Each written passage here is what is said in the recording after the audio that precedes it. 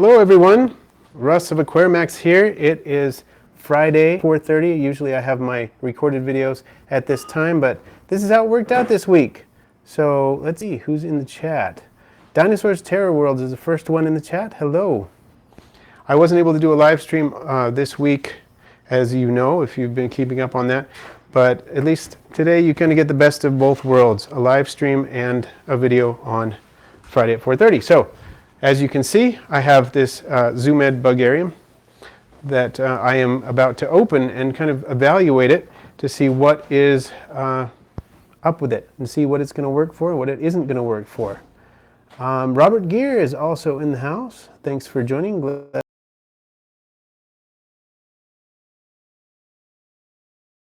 going to get started on this, and as people jump in, we'll do a little bit of discussion a little bit later. Dinosaurs Terror World is asking what it's for. Well, that remains to be seen. What I wanted to do is, as I open it up, kind of give you an idea of what it might be suitable for and what it might not be suitable for based on, its characteristics. So let's take a look. Let's open it up. Can you see that all right there? I hope so. I can't see the chat right now. I have no idea what it's saying. So I will catch up on the chat a little later.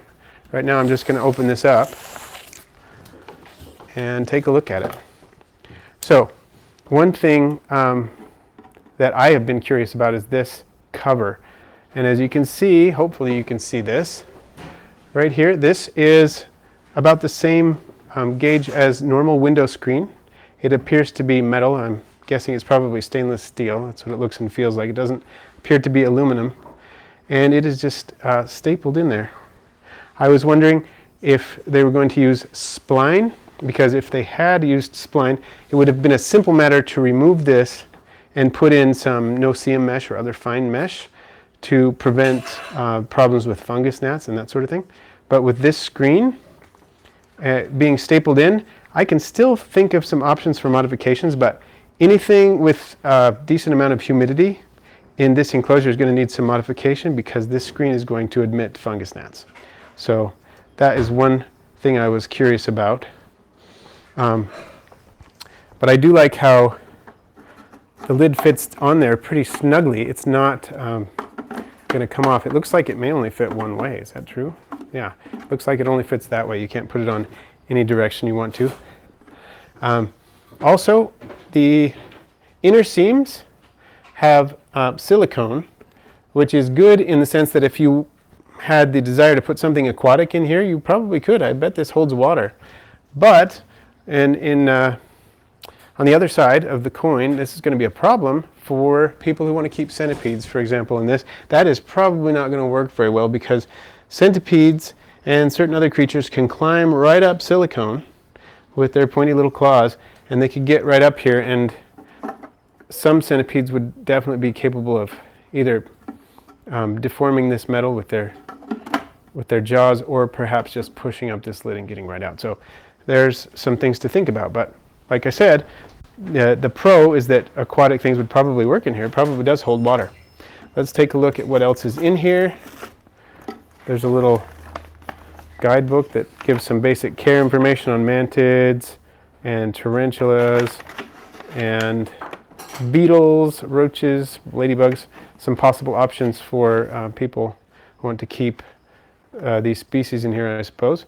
And it looks like it would probably do well for most of those. There is a plastic plant in here. It says it's washable and bendable and includes suction cups. I do like the fact that it includes suction cups for short-term mounting. It's kind of customizable. I only see one suction cup in there, so that's going to minimize the customization, but you could probably use some other stock suction cups to attach the plant in various configurations. It looks like it would be a fairly bushy plant. You could almost make a background using that. And then the other items in here, we've got forest floor bedding. This is 100% natural cypress mulch, and that can work as a fairly good mulch for quite a few species. Probably not for a lot of the species that I have been contemplating keeping in here. This is not a substrate I would use for isopods or millipedes, for example, which are some of the species I've been planning on keeping. And then finally, well, this is a pretty nice hide. It looks like it's a natural half log. It's even got some lichen growing on it, which is kind of nice. So that would be a suitable hide for a lot of different creatures. But I'm thinking, kind of depends on what you're putting in here. I might actually replace this with a sheet of cork bark if I end up putting isopods or millipedes in here. But we shall see. I'm not sure what kind of wood this is. It kind of looks like pine, which is not necessarily ideal for some of those species. But if you were putting, say, a scorpion in here or something like that, use that as a hide would probably be pretty suitable. So, looks like there's a bit of glue that was probably holding the plastic plant or one of those other accessories in there. That's going to be a mess to get off. Oh, it's not as bad as I thought it was. That won't be too bad. I think you can probably just pull that off with some repeated attempts here. Yeah, that's fine. And I'll have to get those stickers off. But I do like the look of this in terms of a display tank. I'm going to be keeping this in my office, and so it needs to look kind of nice. And I'm just still contemplating what I'm going to keep in there. Something that I can keep in an office that I don't have to feed live insects to or something like that very often. And we'll see. So now I'm going to address the chat for a few minutes. Looks like I'm fairly behind. Looks like, okay, Andrew Chen is in the house again. Glad you're able to make it. I know it's hard for you to make it living in Australia as you do. The timing doesn't always work out, but I'm glad you're here now. Zare Cool, Wazaa is in here. Mr. Spudbub, welcome again. And Asa Angela says, can it be for pill bugs? Well, that's one species I am contemplating. Dinosaur Terror World says, my power blue isopod culture crashed a week ago. Oh, sorry to hear that. That is a very resilient species. Did it crash completely? Did you lose all of them or just lose a large number of them? Because even if you have a few, they will bounce back pretty fast. And Andrew Chen says, too high and too valuable. Do you mean in terms of the enclosure? I'm not sure. I think I missed something there. Let's see. Dinosaur Terror World. My Dubia Roaches started breeding. Cool. Are you feeding them to your African fat tail? And, oh no. Andrew Chen says some of his are dying because he's so busy with school. Just make sure they get their humidity, because you don't really have to worry about food as long as you have decent substrate. But the humidity is what you got to watch. Asa Angela is watching with her pill bugs. That's cool. Are they liking it? Can you have them click the like button? That would be awesome. So Dinosaurs Terror World said, I would recommend you mix the substrate with other ones. Yeah, I could probably mix the cypress mulch in with some other ones, and it would provide some bulk there. So, all right, looking through here. George asks, how are your mourning geckos doing? They are doing great. I have 5 adult females right now, 1 fairly young hatchling, probably about a month old, and 10 eggs, 2 of which should be hatching pretty soon. I have 12 eggs. Sorry. I have 12 eggs, and 2 of them should be hatching fairly soon. And I think they have probably laid some in spots that I'm not aware of, so I probably have more than that. And that means the people on the wait list for mourning geckos are probably pretty happy to hear that. I know the wait list has been waiting for quite a while. I've had kind of a lull in production, but they're picking back up. So Gregorio asks, what are the dimensions of the vivarium? That is a great question. I believe it is 8 by 8 at the base and then 11 inches. I mean, these are inches, of course. I should have specified that because a lot of you are watching in countries where you don't use inches. So 8 by 8 inches at the base, and then Dinosaurs Terror World says, is it for a spider? Most likely not. The only spider I have is Phidippus audax, a bold jumping spider. It doesn't need anything this big. And it's also a kind of spider that likes to make its hammock or resting cocoon up high.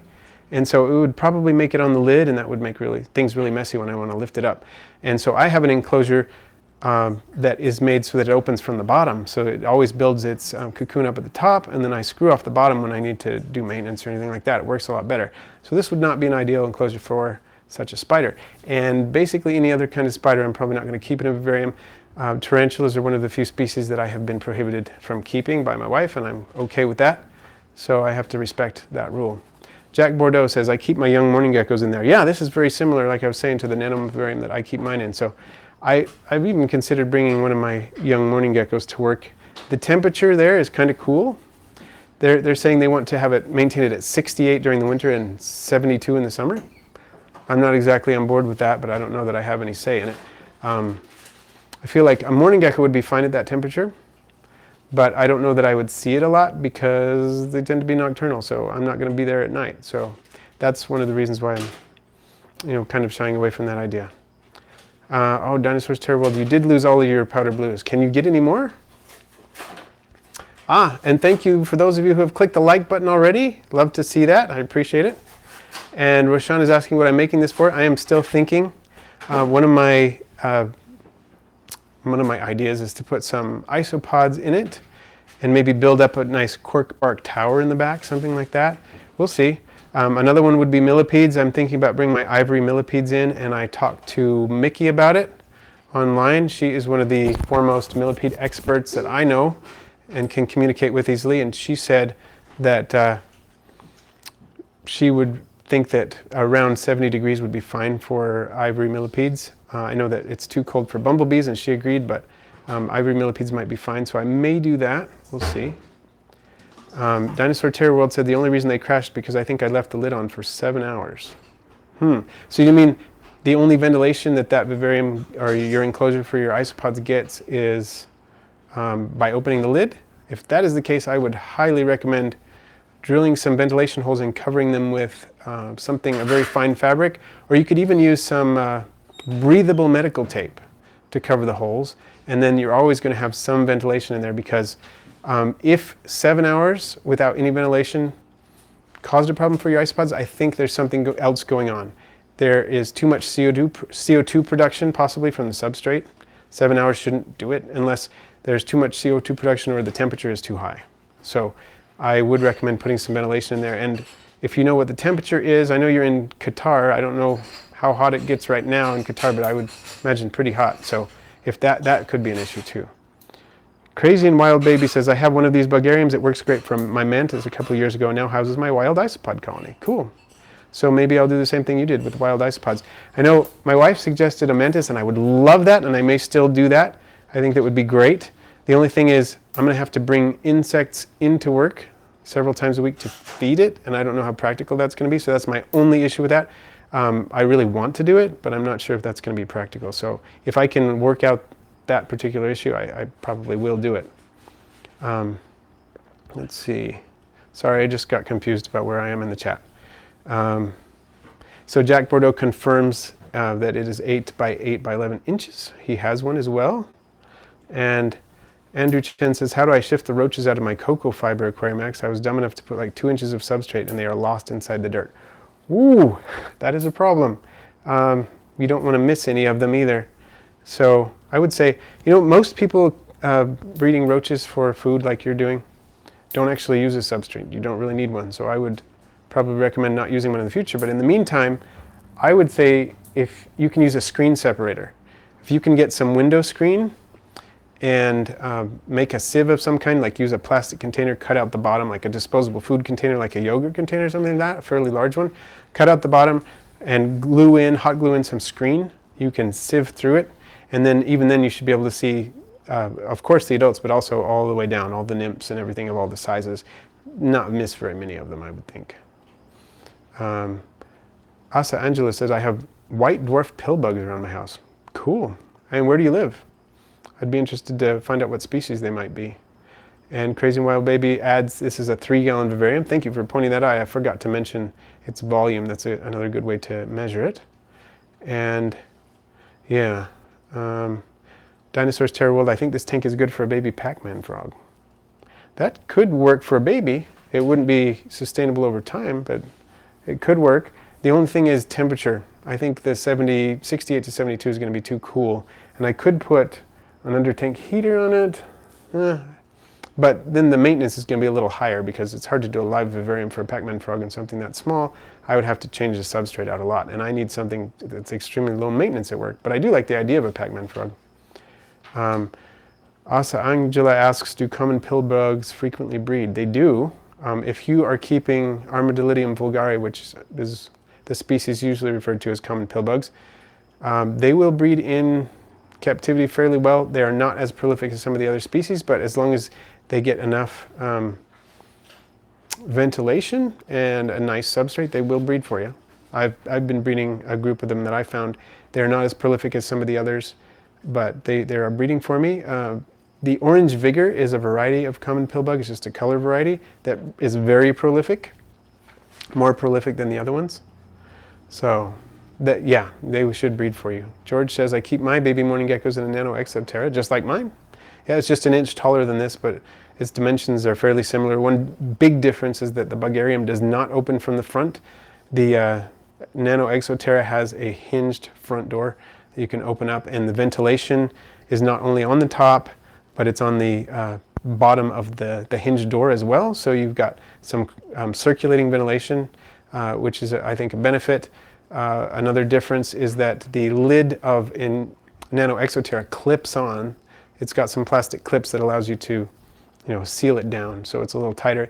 It also has some, in the back, has some entrances for cords if you want to put, for example, a small pump or something like that, something that has an electrical cord, maybe a small heating element or various things, a temperature probe. You can put them in through the back through those small openings, and you can also lock them shut so that they're not open at all. Those are some nice things about those, I think. Okay, still trying to catch up in the chat, everyone. Sorry, I'm so behind. There's so many here. I'm going to have to skip some of them, but I will try to get as many as I can. Okay, George has an orchid mantis. That's awesome. That's a species both my wife and I would love to keep sometime. We may do that in the future. Cole Schramm asks, what's the best substrate to use for culturing isopods? It's hard to say which is the best, but I'll give you a couple of good options. I would say the easiest is to use cocoa fiber as a base substrate and then put a lot of decaying hardwood leaves on top.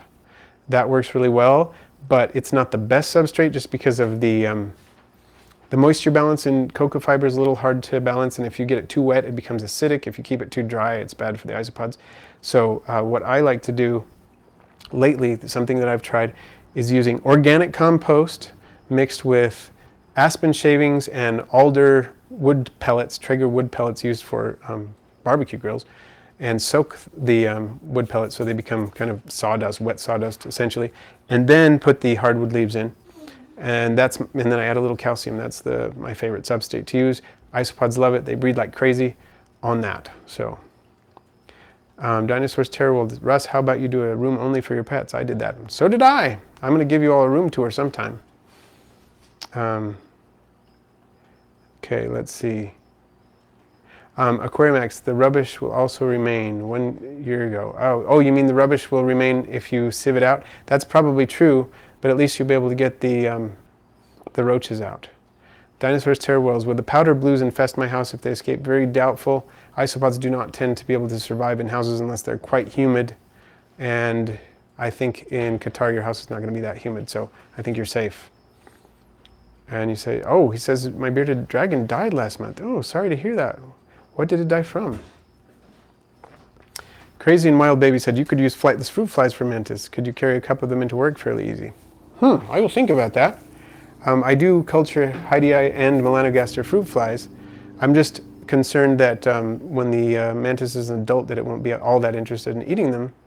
But it also depends on the species and size of the mantis. Interesting idea. I will think about that. I might be able to keep a cup at work. If I'll have to think about the storage space I have. Might make it work. Dinosaurs Terror World, how many individuals will I need to make another colony of powder blues? Well, in theory, you could start with a gravid female, and that's all you'd need, but the general number is usually between 10 and 12 as a starter culture. That would be sufficient. If you can get more, that's great, but that will be enough. Crazy and Wild Baby says, my common isopods are crazy breeders. I find that giving them a lot of apples and fish food really makes the colony grow fast. Yeah, those are two foods that I like to use too, and they seem to work really well for me. And so that's a good suggestion. Thank you. Dinosaurs Terror World, how about you do a Q&A next week? Yeah, I may do that. I'm going to try and see if I can. And Andrew Chen says, yes, the same time as today. Well, that remains to be seen. We'll see whether or not I can do that.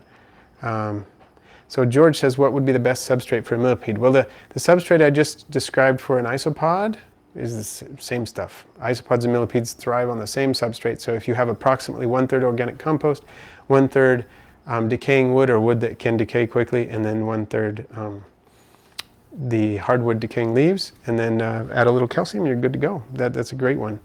And if you want to go with a commercial substrate, you may remember the review I did on the Lugartes substrate that Robert there sent me to check out. That works really well too. They both do, but if you want to make your homemade one, then just do the 1/3, 1/3, 1/3. And Dinosaurs Terror World says, your focus is actually fantastic for an iPad. It looks like an expensive Canon camera. Oh, thank you. I think part of that is that I use a tripod, so it's not wiggling around, and that helps a lot. Asa Angela says, can isopods eat decaying insects? Well, they can eat just about anything, including dead insects. I sometimes throw dead crickets from my cricket bin into my isopod colonies, and they do eat them. So yes, they do that. Dinosaurs Terror World says, when is your next contest? You know, that's a great question. I am really close to 10,000 subscribers now, as some of you may have noticed. Thank you everyone for your support. And I guess I'm going to have to come up with a contest for that pretty soon too, because I've almost hit 9,500 subscribers. So I've got to do something for that, but I'm not sure what to do. If any of you have suggestions, I'm happy to hear them and consider them. Dinosaurs Terror World is wondering if reptile expos happen every year. Well, it depends on where you are. In my area, they generally do 2 per year, but there are areas where it does not happen every year, so it entirely depends on where you are. Paul Coons, hello and welcome back. All right, I think I'm finally catching up on the chat, and I would be happy to open it for a Q&A if anyone has other questions that they would like to do that don't necessarily relate to the vivarium. That's fine. I'm happy to do that. Dinosaurs Terror World, Russ, can you keep roaches secretly? No, I can't. 2 reasons. The most important one is my wife is more important to me than roaches, and honesty is more important to me than roaches. I guess those are the 2 most important reasons. And the third one is my wife would find out anyway. So there you go. Rico's Reef, hello all, welcome Rico's Reef. Good to see you again. Andrew Chen, how do you make a girl start liking insects and reptiles? People seem to think they're disgusting. Okay. Well, some people do think that. I would say, 1, making a girl do anything is a bad idea. Trying to force a girl to like something doesn't work. But I will say that providing information about insects and reptiles and so on in a safe sort of situation where they don't feel threatened by them can often make a change. They'll often, you know, my wife, for example, she's not all that excited about some of the invertebrates, but she is a lot more open and interested in many of them than she was when we first got married, I'll tell you that. And I think it was because I wasn't trying to force things on her. And when she said no tarantulas, I said, okay, I respect that. She's cool with it, I'm cool with it. So I think that helps. And so, for example, she really likes mantises. She wants to get an orchid mantis someday. That's awesome, I think. And it's probably partly because I did not try to shove anything down her throat.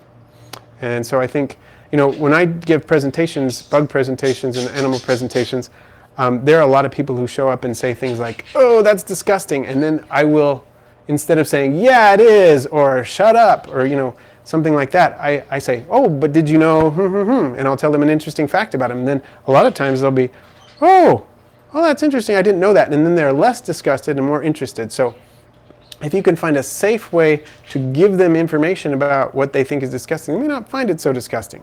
And certain people are going to have just gut reactions to things and it's not going to change. That's cool. You know, there's nothing you can do about that. But you can at least give them the opportunity to learn a little bit. And Minoxky Tank says, nice project. Thank you. Yeah, I'm interested in seeing what we're going to keep in here still.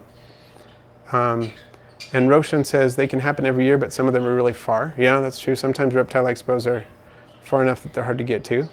Dinosaurs Terror World says, when did you get into herp keeping? Let's see. I'm trying to remember the first time I kept a reptile or amphibian, and the first time I kept an amphibian, I think I must have been about 4 or 5 when I started catching tree frogs outside in the backyard in the tomato plants and around the sandbox. I didn't know much about them at the time. But a couple years later, I was raising tadpoles successfully and turning them, you know, watching them metamorphose into frogs, and it kept going from there. So it's been a while. Rico's Reef says, I got mosquito net for my Daphne culture outside to keep the mosquitoes out. had a problem with a lot of mosquitoes last year. Yeah, they definitely can be a problem with a Daphne culture, and one mosquito netting is one great idea, and another item that can help is with use a little bit of light aeration. If the aeration, of course, without an air stone will kill the Daphne, but without an air stone, that will help, and you will have enough water movement that most mosquitoes will not lay their eggs in the water. So then the Daphne are totally fine with it, but mosquitoes won't be. You might get a few bloodworms. That's not nearly as bad, and you can feed those to your fish as well. Of course, Dinosaurs Terror World asks, what year were you born in?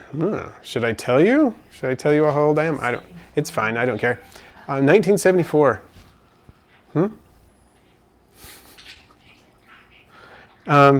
Okay. Let's see. Crazy Wild Baby says, one way to help a girl like them more is to show her the cutest videos of insects that you can find. Sounds weird, but it makes it approachable.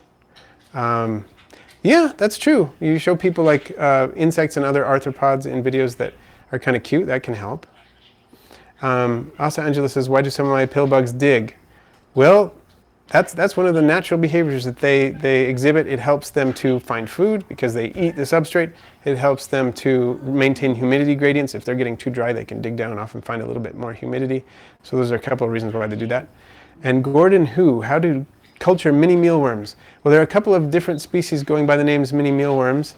One of them is the Alphatobius diaporinus, which is also known as the buffalo worm, and I have cultured those. They culture exactly the same way as normal mealworms. And then there's the other mealworm, mini mealworms, which are Tenebrio molitor. Those are just baby mealworms. So you culture them the exact same way as mealworms. My favorite way to do it, you can check out my video on that if you look at culturing mealworms the easy way. But basically, dry cocoa fiber, and then you provide them with food. Things like oatmeal are good. I use chick starter mash. That works really well. And then you give them some sort of moisture, which includes, you can use sweet potato slices, you can use apples, you can use carrots, potato slices, or you can just use the water crystals that are sold for use with various insects, and those work well too. Both species breed prolifically if you use that. Let's see. Are Daphne hard to keep? It depends. Right now my Daphne have gone through a bit of a slump, which is unusual because I've had this particular species of Daphne and particular culture for years without too many problems. Right now it's going through a bit of a slump. It's starting to recover now, but in general they're not that hard to keep. And is it hard to breed crickets? No, it is extremely easy to breed crickets. The problem is keeping them all in the container when you open the lid because they can hop. That's the main issue with crickets. But you can check out my video on it if you want to know how easy it is. So let's see. What is your favorite species of gecko, George says? Good question. Possibly a crested gecko, although I would really love to get into some of the Phelsuma day geckos too. I think they're absolutely fascinating and beautiful, especially some of the really interesting color morphs, and also the electric blue day gecko I think is great. Yeah. Dinosaur Terror Worlds asks, do you have to raise mealworms on cocoa fiber or is oats fine? Either one. Both work.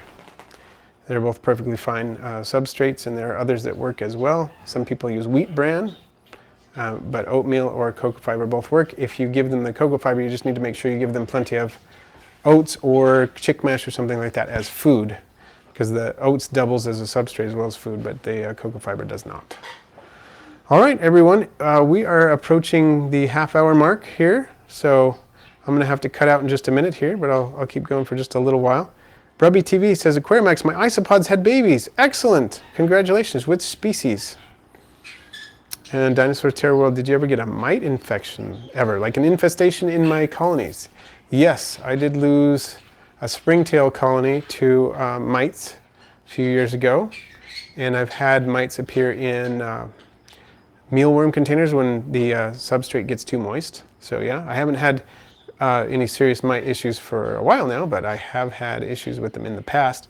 Like I said, with mealworms, it's usually a problem with them being too moist.